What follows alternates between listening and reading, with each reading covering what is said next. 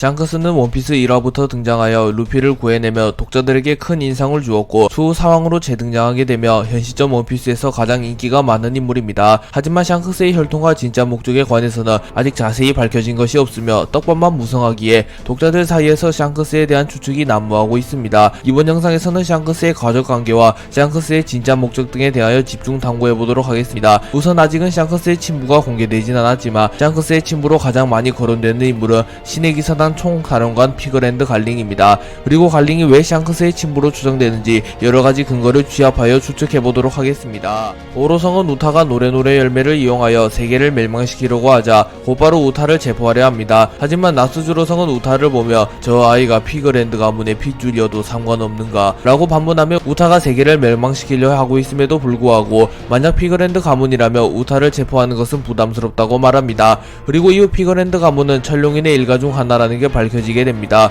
그렇기에 오로성이 우타를 체포하는 것에 대하여 부담을 느낀 이유는 우타의 핏줄이 천룡인의 일가인 피그랜드 가문 출신이라고 생각했기 때문입니다. 그리고 세간에는 우타가 샹크스의 딸로 알려져 있으며 샹크스가 우타의 친부가 아니며 우타는 샹크스의 친딸이 아니라는 사실을 오로성조차 알지 못하기에 오로성은 자연스럽게 우타를 샹크스의 친딸로 생각했다고 볼 수 있습니다. 그렇기에 자연스럽게 샹크스 역시 피그랜드 가문의 피를 이었다고 주장할 수 있으며 샹크스의 친부는 피그랜드 가문의 인물이라고 주장할 수 있습니다.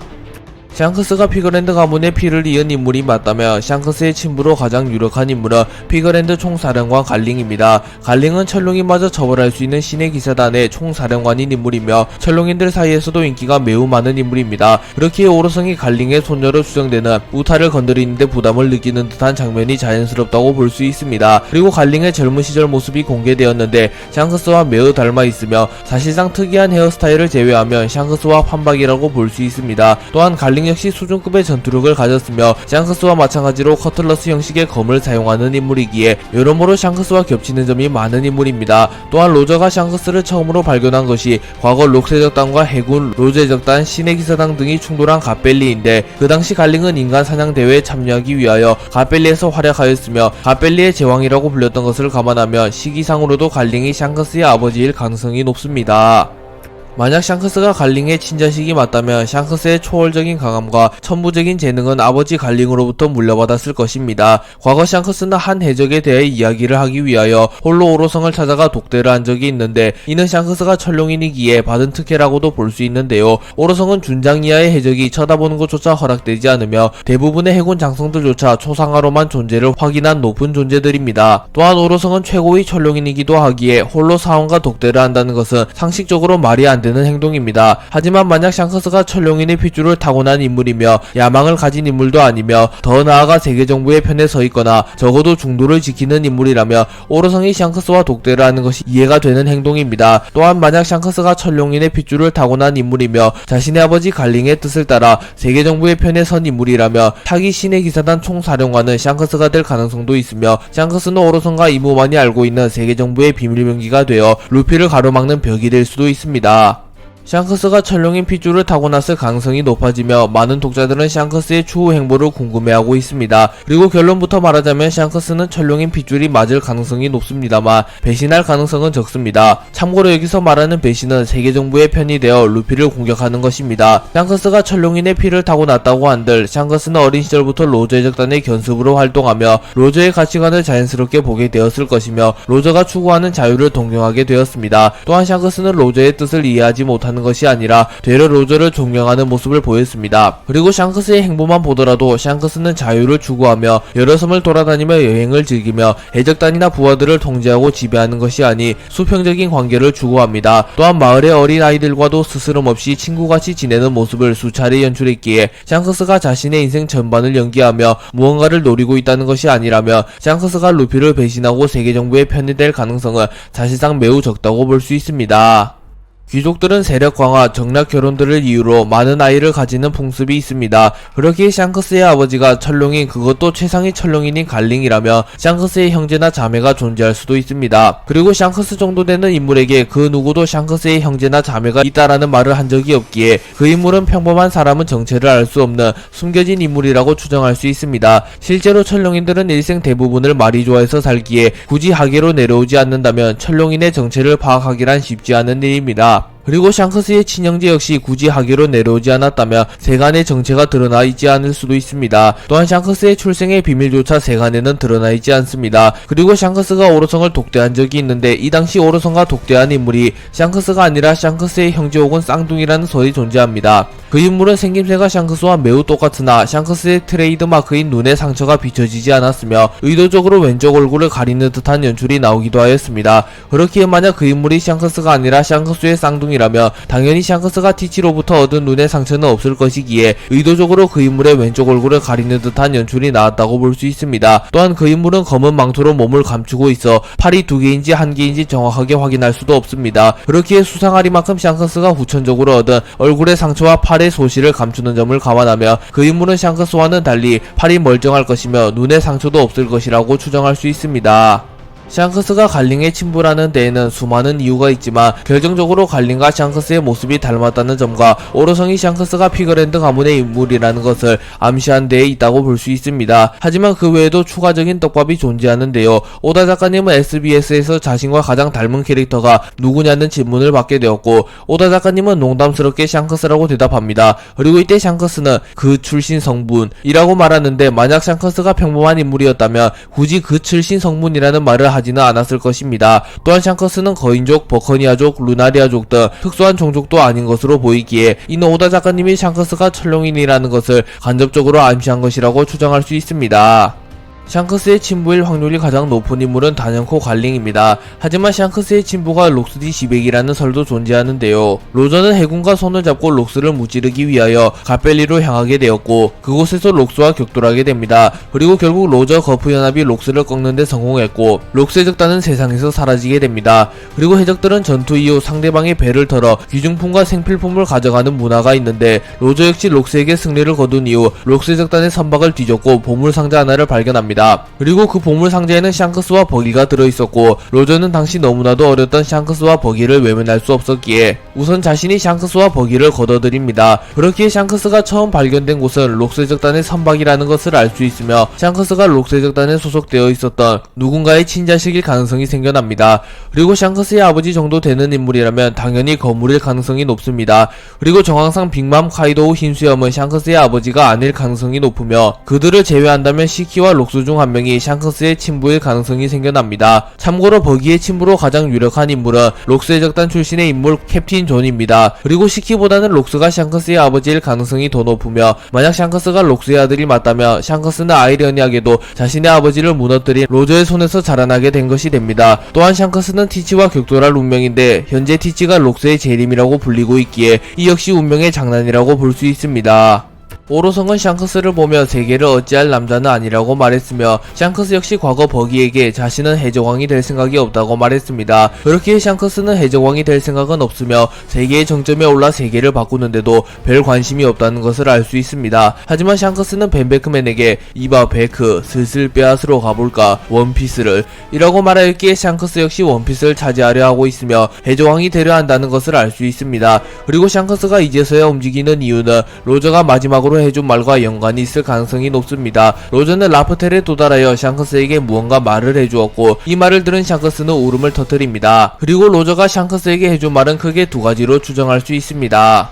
로저가 샹크스에게 아직 해적왕이 탄생하기에는 시기적으로 이르다 라는 말을 하였다면 샹크스가 자신이 동경하는 로저가 진정한 해적왕이 아니라는 이유에 눈물을 터뜨렸으며 해적왕이 탄생하기 위해서는 조금의 시간이 더 흘러야 된다는 말을 이해했기에 고대병기 포세이돈인 시라우시가 태어난 이후에서야 움직임을 보이고 있다는 것이 이해가 됩니다. 참고로 로저 역시 우린 너무 빨랐던 거야 라고 말한 적이 있으며 로저는 시라우시의 출생을 기다렸으나 시라우시의 출생까지는 10년이 남았으나 자신의 생명은 고작 1년밖에 남지 않았었습니다. 그렇기에 로저는 자신은 해적왕이 될 운명이 아니라고 생각하며 세계정부에 자수한 뒤 진정한 해적왕을 기다리며 대해적 시대를 개막했다고 추정할 수 있습니다. 로저가 샹크스에게 해적왕이 될 자는 운명이 정해져 있다 라는 말을 했을 경우에는 로저가 해적왕이 될 인물이 정해져 있음을 깨닫고 샹크스에게 그 말을 해주며 자신과 샹크스는 해적왕이 될 운명이 아니라는 것을 말해주었고 그 말을 들은 샹크스는 충격을 받으며 눈물을 흘렸다고 가정할 수 있습니다. 그리고 샹크스는 로저의 의지를 이어가며 진정한 해적왕을 찾기 위하여 전세계의 섬들을 돌아다니며 진정한 해적왕을 찾아다녔고 후시아 마을에서 우연히 루피라는 소년과 만나게 됩니다. 그리고 루피는 로저와 똑같은 꿈을 가지고 있었고 샹크스는 루피가 로저가 기다리는 남자라는 것을 확신했을 것입니다. 또한 샹크스가 굳이 후주가 이끄는 군함을 습격하여 평범한 악마 열매인 고무고무 열매를 탈취한 이유 역시 고무고무 열매가 평범한 열매가 아닌 사람 열매 모델 태양신 니카였음을 알았기에 사람 열매 모델 태양신 니카를 강탈한 뒤 진정한 주인을 기다렸고 결국 사람 열매 모델 태양신 니카는 루피를 선택합니다. 그리고 샹크스는 루피가 차세대 해적왕이라고 확신하며 루피에게 자신의 밀짚 모자를 맡긴 것으로 추정됩니다.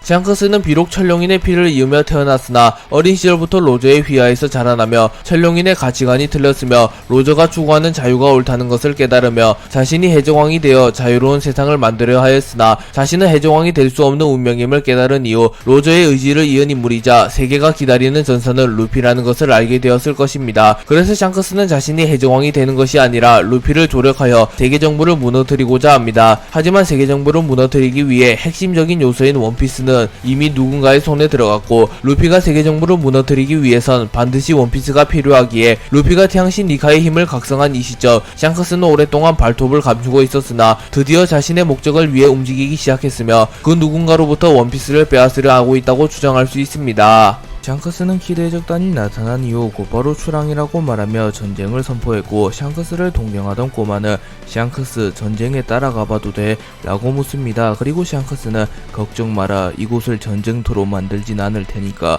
라고 말한 뒤 도기, 브로기 나 좀 도와줄 수 있나 여기서 큰 피해를 내고 싶진 않아 라고 말하며 키드 해적단을 조살내버리기 위하여 거인족들에게도 도움을 요청합니다. 그리고 샹크스의 오랜 친구였던 거인들은 곧바로 이를 수락하였고 빨간머리 해적단과 거인족의 동맹이 체결됩니다. 그리고 샹크스는 록스타에게 이봐 그 전에 한 가지만 확인해줘. 지금 당장 나랑 싸우겠나 로드 포네그리프를 두고 떠나겠나 현명하게 선택해라 라는 전언을 키드에게 전해라 라고 말합니다. 그리고 다음 것은 키드로 전환이 되었고 키드는 엘바프에 도달한 이후 빨간머리 적단의 배를 발견합니다. 그리고 킬러는 과거의 항쟁을 떠올리며 이번에는 팔만 잃는 것이 아니라 목숨을 잃을지도 몰라 라고 말하며 샹크스와 싸우는 건 무리라고 말합니다. 하지만 키드는 웃으며 하하하 하지만 그건 내가 졌을 때의 이야기잖아 안 그렇냐 라고 말하며 사왕 샹크스를 상대로도 겁먹지 않는 모습을 연출하며 결국 키드는 샹크스에게 로드 포네그리프를 주고 떠나는 것이 아닌 샹크스와의 대결을 펼칠 것으로 추정됩니다. 다만 키드와 샹크스의 전력 차이가 워낙 심하다 보니 이 대결에서 키드가 승리할 가능성은 매우 적다고 볼 수 있는데요. 키드는 와노쿠니 전쟁 이후 엘바프에 도착했고 그곳에서 빨간머리 해적단의 선박을 발견합니다. 그리고 키드는 샹크스와는 악연이 있었으며 과거부터 샹크스를 잡고 싶어 했기에 샹크스를 보고 도주하는 것이 아닌 샹크스와 대결하는 것을 택했습니다. 그리고 키드는 계속하여 엘바프에 접근했고 샹크스의 산화 해적단은 키드를 견제합니다. 그리고 무릉덩이 해적단 선장 옥지 게로틴이라는 원숭이로 추정되는 이는 만날 수 있을 거라 생각하지 마라 라고 말했고 소셜클럽 선장 위령날의 후거라는 노인은 그 말대로 라고 말하다가 아예 틀니가 빠져버립니다. 그리고 마지막으로 부르주아 해적단의 공주 부르부르의 부르르는 그래 바보야 너무 싫어 라고 말하며 샹크스의 산하해적단 선장들은 키드를 경계합니다. 그리고 이를 본 키드는 당황하며 이봐 제정신이냐 저게 빨간머리의 사나 여기 신세계 맞지 라고 말하며 너무나도 약한 자들이 샹크스의 산하해적단의 선장인 것을 보고 매우 놀란 듯한 표정을 짓습니다. 하지만 킬러는 하지만 유명한 얼굴도 섞여 있어 방심은 하지 마라 라고 말합니다. 샹크스는 키드의 배가 해안 가까이 온 것을 보며 이봐 저 녀석들에게 배를 물리라고 해 라고 말하며 산하해적단에게 대피령을 내립니다. 그러자 산하해적단 선장들은 무슨 소리야 두목 당신에겐 손가락 하나 대게 할 수 없어 라고 말하며 충성심을 보였으나 샹크스는 그래 마음만큼은 기뻐 전부 물러나 라고 말했고 산하해적단들은 두목 벌써 가는 거야 겨우 만났는데 라고 말했고 샹크스는 여기는 잠깐 들렀을 뿐이야 오래 있어서 건물을 마주쳐버렸어 자 길을 열어줘 배도 물러줘 우리 산하는 약한 거로 유명하니까 라고 말합니다. 그러자 산하해적단 선장들은 납득하며 덕분에 살아남았거든 네 깃발로 지켜줘서 라고 말합니다. 그리고 럭키루는 두목 우리가 처리할게 라고 말했고 샹크스는 이봐 30억의 목이라고 젊은이의 성장 속도를 얕보지마 하지만 그 녀석들 와노쿠니의 부상은 이미 괜찮은 건가? 라고 말했고 야솝은 멀쩡해 보이는데 라고 말합니다. 그리고 샹크스는 야솝에게 검은 수염의 정보는 들어왔나? 와노쿠니에서 나타날 거라고 생각했는데 라고 말했고 야솝은 해적섬은 확실하게 나왔지만 이라고 말하며 검은 수염에 대한 정보는 자세히 알 수 없다고 말합니다. 그리고 이때 샹크스가 갑자기 와노쿠니에서 나타난 이유가 검은 수염 해적단과 만나기 위함이라는 것도 공개되었습니다. 그리고 샹크스는 키드의 정보를 살펴본 이후 곧바로 견문색 패기를 사용하여 잠시 앞의 미래를 봅니다. 그리고 키드는 상대가 누구든 상관없다, 10초 만에 전멸시켜주지 라고 말한 이후 댐드 펑크를 사용하여 샹크스의 산화해적단을 몰살시켜버립니다. 물론 이 장면은 샹크스가 본 미래입니다. 그리고 샹크스는 키드가 도를 넘으며 자신의 산화해적단을 몰살시키자 매우 분노하며 자신이 직접 키드를 처단하기로 결정합니다. 미래를 본 샹크스는 피해를 최소화하기 위하여 자신이 직접 나섰고 도리와 브로기에게 무언가를 준비하라고 말합니다. 그리고 키드는 갑자기 나타난 샹크스를 보며 놀랐고 샹크스는 곧바로 카무사리를 사용하여 키드를 원콤 내버리는 강력한 모습을 연출합니다. 참고로 카무사리는 과거 로저가 오뎅에게 사용했던 기술이며 폐양색을 휘감는 것보다 상위 단계로 수정되는 폐양색을 방출하여 공격하는 경지입니다. 그리고 샹크스의 카무사리는 연출만큼은 로저의 카무사리를 상회하였고 샹크스가 자신의 검 그리폰을 꺼내자 폐양색 패기의 형태를 띤 그리폰이 나타나 키드를 위협합니다. 그리고 결국 샹크스의 카무사리가 키드에게 적중하였고 키드를 보호하기 위해 옆에 있던 킬러마저 원콤 내버렸고 사실상 키드의 적단은 샹크스의 카무사리 단 한 방만에 패배하였다고 볼 수 있습니다. 그리고 키드와 킬러는 정신을 잃으며 쓰러졌고 키드의 적단의 선원들은 키드와 킬러를 살리기 위하여 항복할게 빨간머리, 두목을 죽이지는 말아줘, 이게 로드 포네그리프 라고 말하며 샹크스에게 자신들의 로드 포네그리프를 바치며 자비를 구걸합니다. 그리고 샹크스는 최소 2개의 로드 포네그리프를 가지게 되었으며 만약 자신들이 로드 포네그리프를 더 가지고 있었다면 단숨에 해적왕에 가까워졌다고 볼 수 있습니다.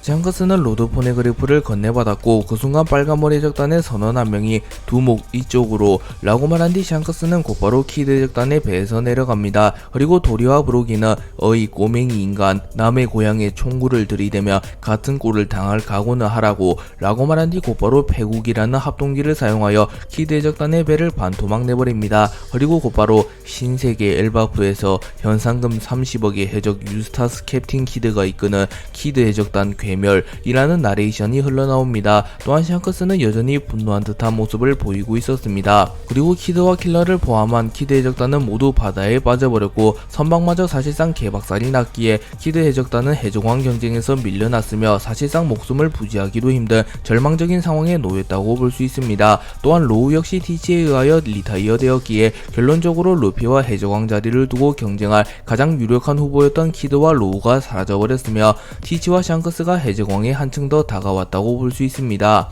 그리고 공교롭게도 루피는 모든 사왕을 쓰러뜨리겠다고 말했는데 현재 루피는 카이도우와 빅맘을 잡아냈으니 그 당시 사왕이었던 샹크스 티치만을 제압한다면 자신의 목표를 달성할 수 있게 됩니다. 샹크스는 신세계에서 황제처럼 군림하는 사왕이며 악마 헬멧 능력발로 사왕이 된 인물도 아니기에 패기가 매우 뛰어난 인물이라고 추정됩니다. 그러나 샹크스는 후샤 마을에서 고작 해왕류 따위에게 일격으로 팔이 뜯겨나가게 되었고 평생을 외파리로 살게 되었습니다. 보통 해왕류는 현상금 2천에서 3천만 베리만 되는 인물도 손쉽게 제압하는 경우가 허다하기에 사왕인 샹크스가 해왕류에게 팔을 뜯긴 장면은 아직까지도 원피스 세계관 최대의 미스터리 중 하나로 남아있습니다. 특히 샹크스는 폐양색 패기를 사용할 수도 있는 인물이기에 폐양색 패기를 사용하여 해왕류를 기절시켰어도 됐으며 무장색 패기를 사용하여서 해왕류의 공격을 막거나 견문색 패기를 사용하여 해왕류의 공격을 피했어도 됩니다. 그렇기에 독자들은 샹크스가 해왕류에게 팔을 헌납한 이유는 작품 초기에 일어난 설정 오류이거나 샹크스가 모종의 이유로 고의로 팔을 헌납했다고 말하고 있습니다. 또한 일부 독자들은 루피 코인을 확실하게 타기 위해서 일부러 감동적인 퍼포먼스를 연출했다고 말하기도 합니다.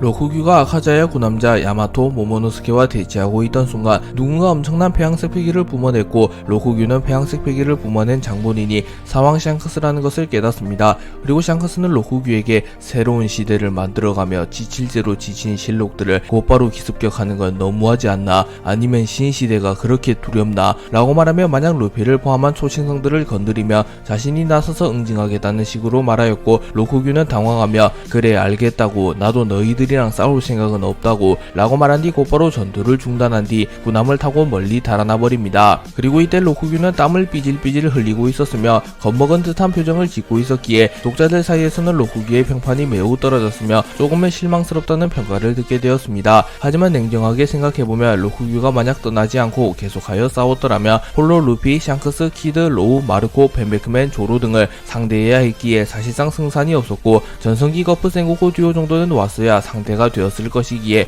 로쿠규가 도망친 것은 합리적인 판단이라고 볼 수 있습니다.